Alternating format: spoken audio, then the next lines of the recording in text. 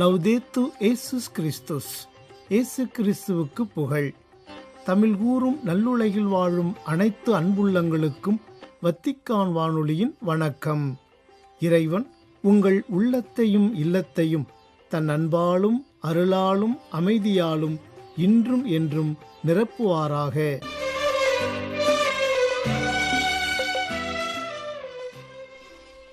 அன்பு நேயர்களே, வத்திக்கான் வானொலி இன்று உங்களுக்கு வழங்கவிருப்பவை ஞாயிறு மறைவுரை சிந்தனை.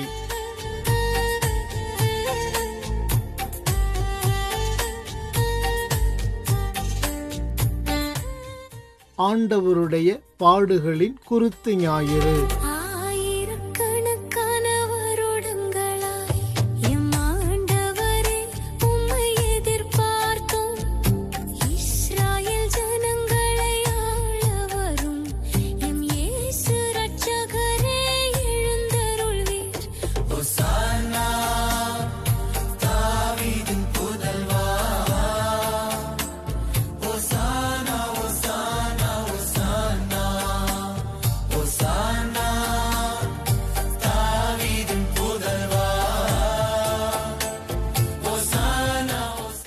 இயேசுவில் அன்புமிக்க சகோதர சகோதரிகளே, உங்கள் அனைவரையும் இந்த தவ காலத்தினுடைய முடிவு வாரம், அதாவது தவ காலத்தினுடைய கொடுமுடி என்று அழைக்கப்படுகின்ற புனித வாரத்தினுடைய முதல் நாள், அதாவது இன்றைய நாள் குருத்தோலை ஞாயிறு, இந்த விழாவிற்கு உங்கள் அனைவரையும் வரவேற்பதில் நான் மகிழ்ச்சி அடைகிறேன். இன்றைய நாள் நமக்கு ஒரு சிறப்பான ஒரு நாளாக அமைகிறது. ஏனென்றால் 2025 ஆண்டுகளுக்கு முன்பாக ஆண்டவர் இயேசு கிறிஸ்து எருசலேம் நகருக்கு நுழைந்ததை நாம் இன்று கொண்டாடுகின்றோம். ஏன் இந்த கொண்டாட்டம் என்றால், 2025 ஆண்டுகளுக்கு முன்பாக அங்கு இருக்கிற மக்கள் எல்லோரும் ஒலிவ மலை, அந்த ஒலிவ இலைகளை கையில் பிடித்து ஆண்டவர் இயேசு கிறிஸ்துவை உள்ளே ஆர்ப்பரிப்போடும் மகிழ்ச்சியோடும் அவர்களை உள்ளே வரவேற்றார்கள். அதே வரவேற்பை இன்றைய நாள் நாம் கொண்டாடுகின்றோம். குருத்தோலையை ஏந்தி ஆண்டவர் இயேசு கிறிஸ்து மிக ஆர்ப்பரிப்போடும் மகிழ்ச்சியோடும் அன்போடும் அவர் உள்ளே நுழைந்ததும் மக்கள் வரவழைத்ததையுமாக நாம் நினைவு கூறுகிறோம். ஆனால் இன்றைய நாள் எல்லோருக்கும் மகிழ்ச்சியை கொடுத்ததா என்றால் அது ஒரு பெரிய ஒரு கேள்விக்குறியை நமக்கு கொடுக்கிறது. ஏனென்றால் இன்றைய நாளை நாம் பார்க்கும் பொழுது, வாசகங்களை பார்க்கும் பொழுது 4 விதமான மனநிலைகளை கொண்ட மக்களை நாம் பார்க்க முடிகிறது. மக்களிலே 4 விதமான மனநிலைகள் நம்ம எல்லோருக்கும் தெரியும். ஆண்டவர் இயேசு கிறிஸ்து இன்றைய நாளில் அந்த 2025 ஆண்டுகளுக்கு முன்பாக தலைநகர் என்று அழைக்கப்பட்ட எருசலேமுக்கு வருகின்றால் அந்த ஆலயம் இங்குதான் இருக்கிறது. அந்த பாஸ்கா விழாவை கொண்டாட எல்லோரும் வருகிறார்கள். ஆனால் ஆண்டவர் இயேசு கிறிஸ்து ஒரு சிறப்பான ஒரு வருகையை கொடுக்கிறார். இந்த வருகை என்பது இந்த காலகட்டத்தில் நம் அனைவருக்கும் மிக பரிச்சயமாக இருக்கிறது. என்றால் தேர்தல் வரப்போகிறது. இந்த தேர்தலுக்காக பல தலைவர்கள் தலைநகரை நோக்கி வருகிறார்கள். குறிப்பாக நாம் இருக்கிற இந்த சென்னை மாநகரத்திற்கு படையெடுத்து வருகிறார்கள். ஏன் வருகிறார்கள் என்ற ஒரு கேள்வியை கேட்டோம் என்றால் எல்லோருக்கும் தெரியும், அவர்களுடைய அந்த சிம்மாசனம், ஆட்சியை பிடிக்க வேண்டும். எப்படியாவது மக்கள் மனங்களில் நாம் ஆட்சி செய்து ஆட்சியை பிடித்து நாம் இந்த அரசை ஆள வேண்டும் என்கின்ற ஒரு எண்ணத்தோடு. இப்ப ஏன் தலைநகருக்கு படையெடுக்கிறார்கள்? அவருடைய எண்ணம் தெளிவாக எல்லோருக்கும் தெரிகிறது, நமக்கும் தெரிகிறது. ஆனால் இன்றைய நாள் இந்த தலைநகரத்திற்கு வருவதற்குரிய காரணம் என்ன? எருசலேம் நகரை நோக்கி எல்லோரும் வந்ததற்கு காரணம் என்ன என்பதை தான் இன்றைய நாள் நாம் சிந்தனையாக சிந்திக்க இருக்கின்றோம். இங்கு 4 வகையான மக்கள் என்று சொன்னேன். முதலில் இயேசு கிறிஸ்துவனுடைய மனநிலை, அதை நாம் கடைசியாக பார்க்கலாம். மற்றவர்களுடைய மனநிலை முதலில் பார்ப்போம். மக்களுடைய மனநிலை எப்படியாக இருந்தது? ஆண்டவர் இயேசு கிறிஸ்து நம்ம எல்லாம் ஆட்சி செய்யக்கூடிய ஒரு அரசராக அவர்கள் நிச்சயமாக ஒரு மெசியாவை எதிர்பார்த்தார்கள். அவர்கள் எதிர்பார்த்த மெசியா யார் என்றால், எப்படிப்பட்ட மெசியா? அவர்கள் எதிர்பார்த்த மெசியா மோசே போல, பழைய ஏற்பாடு எவ்வாறு மோசே பல அற்புத காரியங்களை செய்து பல மாயாஜாலங்கள் எல்லாம் செய்து எவ்வாறு பார்வோனிடமிருந்து விடுதலை ஆக்கினாரோ அதே போல் இயேசுவும் செய்வார் என்கின்ற ஒரு எண்ணத்தோடு தான் மக்கள் இயேசுவை வரவழைக்கிறார்கள். இவர் ஒரு அரசராக மாறி விடுவார், நம் துன்பங்களை எல்லாம் துடைத்து விடுவார், நம்மளுடைய வாழ்வை மாற்றிக்கொண்டு நம் சிறப்பான ஒரு வாழ்வை எவ்வாறு கானான் தேசத்திற்கு அழைத்தது போல இந்த தேசம் மாறிவிடும். ஏனென்றால் ரோமையர்களுடைய ஆட்சியில் அந்த எருசலேம் நகர் இருந்ததினால் இவ்வாறாக மக்கள் அந்த மனநிலையில் அவர்களை இயேசுவை வரவேற்கிறார். அதனால்தான் நம் முடிவில் பார்ப்போம், நற்செய்தியில் பார்க்கும் பொழுது இயேசுவினுடைய பாடுகளில் இவர் வேண்டாம், ஏனென்றால் நாம் எதிர்பார்த்த அரசராக இவர் இல்லையே, மாயாஜாலங்கள் செய்வராக இல்லையே, இவர் வேறு விதமாக இருக்கிறாரே. மக்கள் இயேசுவை புரிந்து கொள்ள முடியாத ஒரு மனநிலையில் இருக்கிறார்கள். இப்படி ஒரு மனநிலை, அப்படி ஒரு மனநிலை. நாமும் பல நேரங்களில் இப்படித்தான் இருக்கிறோம் என்று நாம் கூறலாம். இரண்டாவது மனநிலை ஆட்சியாளர்களுடைய மனநிலை. இந்த ஆட்சியாளருடைய மனநிலை எப்படியாக இருக்கிறது? எல்லாம் அவர்களுக்கு தெரிகிறது, இவர் ஒரு குற்றவாளி அல்ல, இவர் உண்மையானவர், வாழ்வில் எந்த தவறும் செய்யாதவர். ஆனால் ஆட்சியாளருடைய மனநிலை என்ன? ஆட்சி, இந்த ஆட்சி நம்மிடமிருந்து போய்விடக்கூடாது, தவறே இருந்தாலும் பரவாயில்லை, தவறை செய்து விடலாம், ஆனால் ஆட்சி நம்மிடமிருந்து போய்விடக்கூடாது என்கின்ற ஒரு எண்ணம் அந்த ரோமையனுடைய பேரரசு, அந்த ரோமையனுடைய ஆளுநருடைய மனதில் இருந்ததனால் அங்க இருக்கிற அந்த தலைமை குருக்கள் எல்லோருமே இப்படிப்பட்ட ஒரு மனநிலையினால் அவர் அப்பாவியான ஒரு இயேசு கிறிஸ்துவை, அவர் வாழ்நாள் முழுவதும் நன்மை செய்தவரை சாவிற்கு அவர்கள் ஒப்பு கொடுக்கிறார்கள். இது நம் அனைவருக்கும் தெரிந்த ஒரு மனநிலை. இன்னொரு மனநிலை பரிசேயர் சதுசேயருடைய மனநிலை. அவர்களுடைய அந்த தன்மை இழந்து விட போகிறது. நாங்கள் தான் இதுவரை இந்த மக்களை ஆட்சி செய்து கொண்டிருந்தோம், கடவுள் யார் என்று நாங்கள் சொல்லிதான் இவர்களுக்கு தெரியும், இவர் யார் புதிதாக, நான் தான் தந்தை கடவுளுடைய ஒரே மகன், இப்படியெல்லாம் நீங்கள் செய்ய வேண்டும் என்று இந்த மக்களை மாற்றுகிறாரே, பிதற்றுகிறாரே. எனவே இவன் அழிந்து விட வேண்டும், இவன் இருந்தால் எங்களுக்கு வாழ்வில்லை, எங்களால் நிச்சயமாக இத்தகைய ஒரு மதிப்போடும் மரியாதையோடும் இந்த சமூகத்தில் எங்களால் வாழ முடியாது. ஏனென்றால் பல ஆண்டுகளாக நாங்கள் சொல்வதை தான் இந்த மக்கள் கேட்டுக்கொண்டிருந்தார்கள். ஆனால் இன்று இது மாற்றாக போய்விட போகிறது என்கின்ற ஒரு பொறாமை குணம். அதான் மிக அழகாக சொல்லுகிறார்கள். இந்த உலகத்தில் இரண்டு வகையான மனிதர்கள் தான் வாழ்ந்து கொண்டிருக்கிறார்களாம். ஒருவர் பொறாமைப்படுகிற அளவிற்கு தங்களுடைய வாழ்வை ஒவ்வொரு நாளும் மெருகேற்றி வாழ்ந்து கொண்டிருப்பவர்கள். இன்னொரு வகையானவர்கள் பொறாமையில் வாழ்கிறவர்கள். ஐயோ, அவன் இப்படி ஆகிவிட்டான், அவன் அப்படி ஆகிவிட்டான், இப்படி பொறாமைப்பட்டு தங்களுடைய வாழ்வையும் அழித்து பிறருடைய வாழ்வையும் அழிக்க வல்லவர்களாக இருப்பவர். இப்படியாகத்தான் இந்த பரிசேயர் சதுசேயருடைய மனநிலை இன்று நாம் பார்க்கப்படுகிறது. அப்ப நாம் இன்று 3 பேருடைய மனநிலை பார்த்தோம். 4வது மனநிலை இயேசு கிறிஸ்துனுடைய மனநிலை. இயேசு கிறிஸ்துனுடைய மனநிலை. ஏன் அந்த தலைநகருக்கு ஆண்டவர் வருகிறார்? ஆண்டவர் ஒரு நல்ல எண்ணத்தோடு வருகிறார். எந்த நல்ல எண்ணம்? நான் மரித்து என் வாழ்வை இழந்து இந்த மக்களுக்கு வாழ்வை கொடுக்கும். ஒருத்தர் இழப்பதினால் வாழ்வு வந்து விடுமா? தான் அவருடைய உயிர் எல்லாருக்கும் வாழ்வை கொடுத்து விடுமா என்று நாம் பார்க்கும் பொழுது அதுதான் இன்றைய முதல் வாசகம். 2ஆம் வாசகம் நமக்கு ஒரு புத்த ஒளியை கொடுக்கிறது. அதன் மிக அழகாக சொல்வார்கள், the art of living starts from art of giving. ஒரு நல்ல வாழ்க்கை எங்கு துவங்குகிறது? நாம் பெறுவதில் மட்டுமல்ல. எல்லோரும் அதை நினைக்கிறோம், நல்ல வாழ்க்கை என்பது நாம் பெற்றுக்கொண்டால் நமக்கு கிடைத்து விடும், இது கிடைத்தால் வந்துவிடும், அது கிடைத்தால் இல்லை. நாம் பெறுவதில் இல்லை வாழ்வு, மாறாக கொடுப்பதில் தான் இருக்கிறது. அந்த இழப்பு, எதை இழக்க வேண்டும், எதை கொடுக்க வேண்டும், அதற்கு ஒரு சிறந்த எடுத்துக்காட்டாக தான் இயேசு கிறிஸ்து விளங்குகிறார் என்று ஒரு முறை ஒரு இந்து சகோதரர் பேசிக் கொண்டிருக்கும் பொழுது நான் பார்த்தேன். அதை சொல்லுகிறார். அவர் சொல்லுகிறார், art of living start from art of giving. ஒரு வாழ்க்கை எங்கு துவங்கிறது? கொடுப்பதில் தான் துவங்கிறது. எதையெல்லாம் கொடுக்கலாம்? அவர் மிக அழகாக சொல்கிறார், நன்றியை கொடுங்கள். ஒவ்வொரு நாளும் ஆண்டவருக்கு நன்றி செலுத்தி இந்த நன்றி என்கின்ற மனப்பான்மையை வளர்த்துக் கொள்ளுங்கள். பிறரை நல்ல முறையில் உண்மையாக பாராட்டுகின்ற அந்த குணத்தை பெற்று அதில் நீங்கள் கொடுக்க வல்லவர்களாக இருங்கள். பிறரிடம் நல்லதை பார்க்கக்கூடிய அந்த எண்ணங்களை வளர்த்து கொள்ளுங்கள். இப்படி என்று ஒன்றொன்றாக சொல்லி கடைசியாக சொல்லுகிறார், கொடுத்ததிலேயே மிக சிறந்த கொடுத்தல். நீங்கள் கொடுக்கிற பொருளோ அல்லது நீங்கள் கொடுக்கிற உதவிகளோ அல்ல, மாறாக கொடுப்பதிலே சிறந்த கொடுத்தல் ஆணவத்தை இழத்தல், தான் என்ற அகந்தையை இழத்தல்.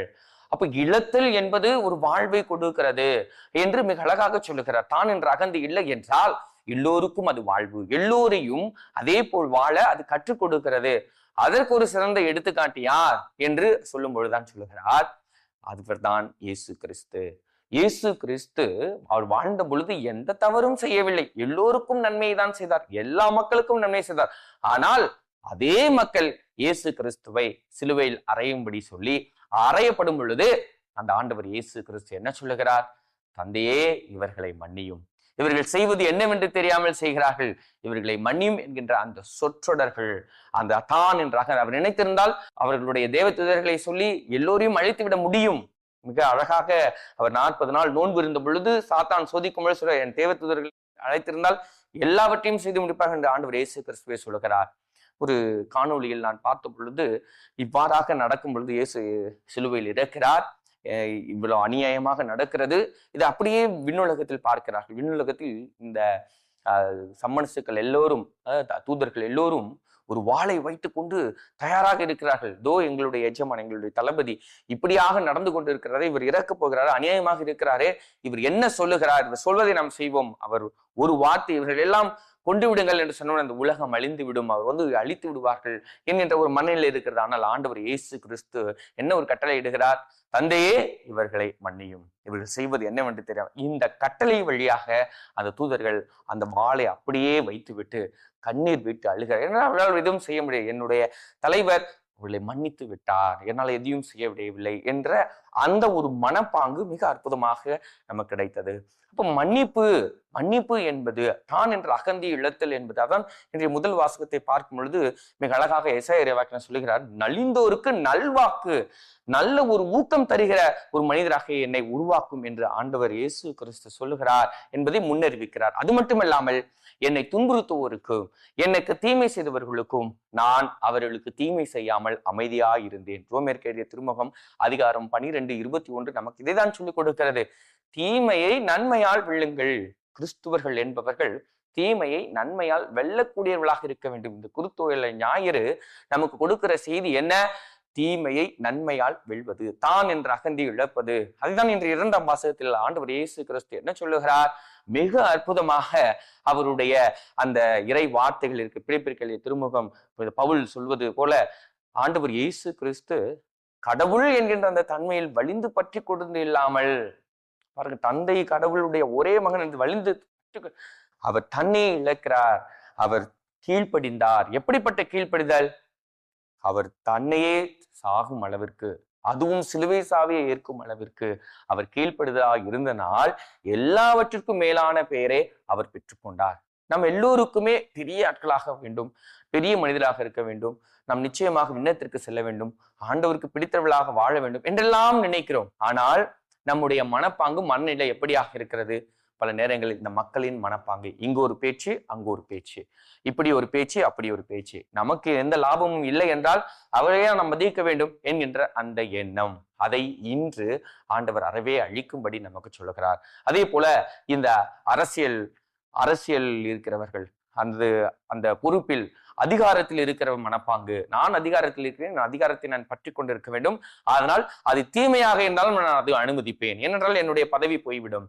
இந்த மனநிலையை அறவே அழிக்க வேண்டும். நம்ம குடும்பங்களிலும் சரி, அல்லது எல்லா இடத்திலும் ஒரு அரசியல் இருக்கிறது. ஏனென்றால் தமக்கென்று ஒன்று செய்யும் பொழுது இதிலிருந்து எனக்கு என்ன பயன் கிடைக்கும் என்கின்ற எண்ணத்தை நாம் இன்று அறவே விட இன்று ஆண்டவர் இயேசு கிறிஸ்து அறைக்கோள் விடுகிறார். இன்றைய நாளில் நாம் பார்க்கும்போது இந்த பரிசேயர் பொறாமை என்கின்ற அந்த எண்ணம் நம்முடைய வாழ்வில் போரில் அழிந்தவர்களை விட பொறாமையில் அழிந்தவர்கள் தான் அதிகம் என்று சொல்லப்படுகிறது. எனவே இன்றைய நாளில் நாம் அந்த இயேசு கிறிஸ்துவனுடைய அந்த மனநிலை, தமக்கு தீமை செய்தவர்களுக்கும் நன்மை செய்ய வேண்டும். காந்தியடிகள் அவருடைய சுயசரிதை புத்தகத்தில் இவ்வாறாக சொல்லுகிறார், எனக்கு கிறிஸ்துவை பிடிக்கும், கிறிஸ்துவத்தை பிடிக்கும், ஆனால் கிறிஸ்துவர்களை அல்ல. ஏனென்றால் ஆண்டவர் இயேசு கிறிஸ்துவினுடைய அந்த மனநிலையை காந்தியடிகளும் பின்பற்றினார்.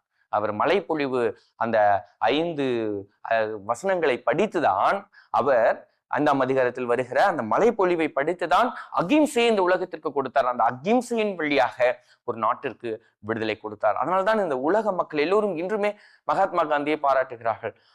ஆனால் இவர் எப்படிப்பட்ட ஒரு மனநிலை எங்கிருந்து கற்றுக்கொண்டார்? இயேசு கிறிஸ்துவிடமிருந்து கற்றுக்கொண்டார். இயேசு கிறிஸ்துவனுடைய அந்த மனநிலை மட்டுமே நம்மை அடுத்தடுத்த நிலையில் நம்மை தலை தூக்கும். வெறுமனே நாம் நமக்காகவும் நம்முடைய பிள்ளைகளுக்காகவும் நம்முடைய குடும்பத்திற்காகவும் தன்னலத்தோடு வாழ்கின்ற வாழ்வு நிச்சயமாக அது வேரூன்றாது. எனவே இன்றைய இந்த குருத்தோலை ஞாயிறு அன்று இதை நாம் இன்னும் அதிகமாக இன்னும் வேரூன்றி சிந்திக்க வேண்டும். தீமையை நன்மையால் எப்படி வெல்வது? ஒரு சில விஷயங்கள் நடக்கும் பொழுது அந்த பிரச்சனைக்குரிய காரணங்களை நாம் கண்டுபிடிக்க வேண்டும். அந்த பிரச்சனைகளுடைய காரணங்களை கண்டுபிடிக்கும் பொழுது அதை சரி செய்வது மிக சுலபமாக மாறிவிடுகிறது. ஆண்டவர் இயேசு கிறிஸ்து பார்க்கிறார், இவர்கள் ஏன் கடினப்படுகிறார்கள்? பாவத்தினால் கடினப்படுகிறது. இந்த பாவம் எங்கிருந்து வருகிறது? தன்னலத்தினால் வருகிறது, ஆணவத்திலிருந்து வருகிறது, பிறரை பழிவாங்கும் என்கின்ற எண்ணம். இதை அறவே அழிப்பதற்காகத்தான் அவர் தன்னையே சிலுவையில் அறையுண்டு நமக்கு ஒரு சிறந்த ஒரு எடுத்துக்காட்டை கொடுக்கிறார். இதை இன்னும் நீங்கள் நன்கு புரிந்து கொள்ள வேண்டும் என்றால், 18ஆம் 19ஆம் நூற்றாண்டில் வாழ்ந்த ஒரு நபரினுடைய ஒரு எடுத்துக்காட்டு நமக்கு அது ஒரு சிறந்த ஒரு வாழ்க்கை மாதிரியாக இருக்கும். உங்கள் அனைவருக்கும் தெரியுமா என்று தெரியாது. ஆல்மண்ட் பிரவுன் ஸ்ட்ராங்கர் என்கின்ற ஒருவர் 18ஆம் நூற்றாண்டில் வாழ்ந்து வந்தார். இவருடைய வேலை என்னவென்றால், இந்த ஃபியூனரல் டைரக்டர் என்று சொல்லப்படுற ஃபியூனரல் சர்வீஸ், அப்படி என்றால் இறந்தவர்களை நல்லடக்கம் செய்யக்கூடிய அந்த தொழிலை செய்து வந்திருக்கிறார். அப்பொழுதெல்லாம் தொலைபேசி நாம் நேரடியாக தொடர்பு கொள்ள முடியாது. ஒரு செய்தியை ஒருவர் சொன்னார் என்றால் மிடில் மேன் ஒருத்தர் இருப்பார், நடுவில் ஒருவர் அந்த செய்தியை கேட்டு அவருக்கு யாருக்கு சொல்ல வேண்டுமோ அவருக்கு அந்த தொலைபேசியின் வழியாக கொடுப்பார். அப்படியாக செய்து கொண்டிருந்த பொழுது இவருக்கு ஒரு கட்டத்தில் எந்த ஒரு தொலைபேசி தொடர்பும் கிடைக்கவே இல்லை. அவருடைய தொழில் நலிந்து கொண்டே போயிருந்தது. யாருமே தொலைபேசியில் தொடர்பு கொள்ளவில்லை. ஏன் என்னை தொடர்பு கொள்ளவே இல்லை? ஏன் என்னுடைய இந்த தொழில் நலிந்து கொண்டு வருகிறது? இதில் என்ன பிரச்சனை? நான் ஏதாவது பிரச்சனை என்று யோசித்துக் கொண்டிருக்கும் பொழுதுதான் அவர் ஆராய ஆரம்பிக்கிறார். என்ன ஆராய ஆரம்பிக்கிறார்? இந்த மிடில் மேன், நடு தரகர் ஒருவர் இருக்கிறாரே, ஒரு செய்தியை வாங்கி கொடுக்கிறவர், இவர் என்ன செய்கிறார், சரியாக செய்கிறாரா என்று யோசித்து இவரே தொலைபேசியில் தொடர்பு கொள்கிறார். தொடர்பு கொண்டு, நான் இந்த மாதிரியான நல்லடக்க சடங்கு செய்ய வேண்டும், அவருக்கு தொடர்பு கொள்ளுங்கள் என்று இவரே பேசும் பொழுது அவர் வாங்கி இவருக்கு சொல்லாமல் இவரை போல ஒரு தொழிலை செய்கிற இன்னொருவருக்கு அந்த செய்தியை கொடுக்கிறார். ஏன் இவருக்கு தெரியாமல் அவருக்கு சொல்லுகிறார் என்று பார்க்கும் பொழுதுதான் அந்த மிடில் மேன், அந்த செய்தியை வாங்குறவர் யார் என்றால் இவரை போல ஒரு நல்லடக்கம் செய்யக்கூடியவர்களுடைய மனைவி தான் இந்த வேலையை செய்து கொண்டிருக்கிறார் அங்கு. அதனால என்ன செய்கிறார்? எப்பொழுதெல்லாம் இந்த நல்லடக்க சடங்கை பற்றி யாரெல்லாம் கேட்கிறார்களோ, தேவைப்படுகிறதோ, இவருக்கு சொல்லாமல் அவருடைய கணவருக்கு இதை சொல்லிவிடுகிறார். இப்படிப்பட்ட ஒரு சூழ்நிலை இவருக்கு நிச்சயமாக ஒரு கோபம் வந்திருக்கும். என்ன இப்படி எங்களை பழி வாங்கி விட்டார்களே, இவ்வளவு துரோகம் செய்து விட்டார்களே. ஆனால் அதையெல்லாம் செய்யாமல் அவர் உட்கார்ந்து யோசிக்கிறார், இதை எப்படி நாம் அணுக முடியும், இந்த தீமையை எப்படி நன்மையால் வெல்ல முடியும். உட்கார்ந்து யோசித்து இவர் கொண்டு வந்த ஒரு பெரிய ஒரு ரெவல்யூஷன் என்று சொல்லப்படுகிற ஒரு புரட்சி தான் இந்த மிடில் மேன் இல்லாமலே, இவர்கள் எல்லாமே நேரடியாக தொலைபேசியில் தொடர்பு கொள்ளக்கூடிய அத்தகைய ஒரு சாதனத்தை அவர் கண்டுபிடிக்கிறார். அவர்தான் ஆல்மண்ட் பிரவுன் ஸ்ட்ராங்கர் என்கிறவர். எனவே அவர் நியூயார்க்கை சேர்ந்த, அமெரிக்காவை சார்ந்தவர். இப்போ நாம் ஒவ்வொரு நாளும் நம்முடைய வாழ்க்கையில் இவ்வளவு பிரச்சனைகள் வருகிறது. பல்லைகள் நாம் என்ன செய்வோம்? அவரை திட்டுவது, அவரை பழி சொல்வது, அல்லது அவர்களுக்கு ஏதாவது ஒன்று செய்துவிட வேண்டும் என்கின்ற எண்ணம் என்ன செய்கிறது? நம்மை அழித்து விடுகிறது, நன்மைக்கு கொண்டு போய் சேர்க்கவில்லை. எனவே நாம் இன்றைய நாளில் நாம் சிந்திப்போம். இந்த குருத்தோழி நாயகனுக்கு ஆண்டவர் நமக்கு கொடுக்கிற செய்தி என்ன? தீமையை நன்மையால் வெல்ல வேண்டும். எப்படி? என்னை போல நான் எப்படி அனைத்தையும் ஏற்றுக்கொண்டு என் வாழ்வை மாற்றினோ, எல்லோருக்கும் வாழ்வை கொடுத்தேனோ, அவர் அப்படிப்பட்ட வாழ்வை வாழ்நாள்தான் 3ஆம் நாள் உயிர்த்தெழுந்தார். எனவே நம்முடைய வாழ்வும் நிச்சயமாக வளமாகும். இந்த குருத்தோலை ஞாயிறில் நாம் நம்மையே மாற்றிக்கொள்ள தொடர்ந்து நாம் அன்றாடி ஜெபிப்போம். ஆமென்.